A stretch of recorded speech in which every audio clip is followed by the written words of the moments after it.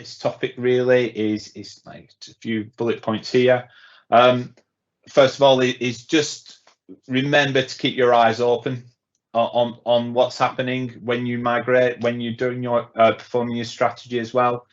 Have that firm plan and that target goal or that target model. It may change, but having that final piece on that, yeah, we just call it yellow road. You may go off, but having that target plan where you need to go to, making sure you follow that all the time is really important. And not, if there's going to be major changes, stop and think and then reassess where you want to be from your cloud strategy as well. Yeah, and I think on the second point about confirming legislative requirements regarding data governance, again, a key one, particularly for, you know, some of the regulated industries. As say in my previous role, I was working with a customer who really loved a cloud service that they invested in, and then when they sort of went and did their due diligence and their IT audit got involved, discovered that that cloud provider was actually only present in 5 data centres, and unfortunately none of them were in the highly regulated countries that this customer needed. So I think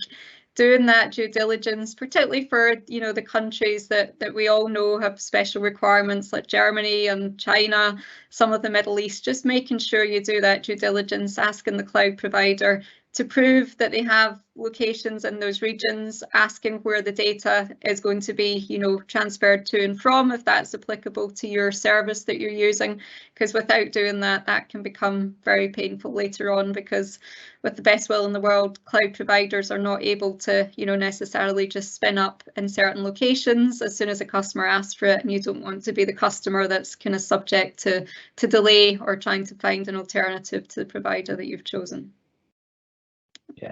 Yeah, I think we covered that one on the previous slide about planning for those OPEX costs, but also something that is very important is to restrict access to these new services to key staff, and to ensure that if you've got third-party support and third-party vendors that have access into your tenant, make sure that you implement role-based access control or stricter security controls for those people as well. Going back to the Microsoft security report, third-party risk is massive. Giving access to support teams to your tenant, you do need to make sure that that's controlled, audited and managed as well. So again, at the start of that journey as well, making sure who your third parties are, who your cloud support vendors are, and making sure that they've got the appropriate access they need to do their work as well.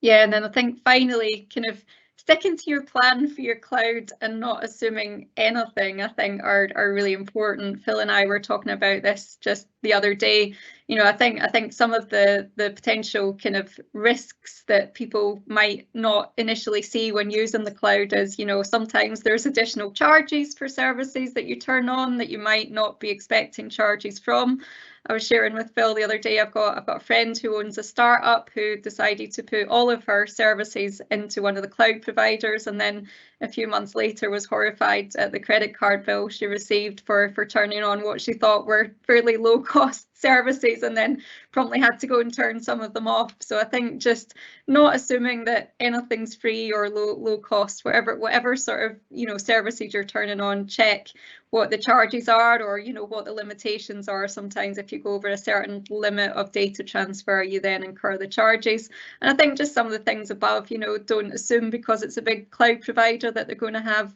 geographic locations in every location that you might need them to. Check, you know, ask every question, and cloud providers are very happy to obviously provide you with that information. Some other things I've seen are people, you know, asking, do you have things like SOC 2 compliance for the cloud provider to prove, and all of those certifications should be available to you as a user of the cloud. So, you know, don't be afraid to ask what you might think should be obvious and just there. It's better to be safe than sorry. And as Phil and I were saying, stick to your plan, particularly when it comes to budgeting in the cloud, and for any sort of growth requirements going forward that you anticipate, make sure you work out in advance, you know, what the implications of that will be from a cost and budgeting perspective in particular.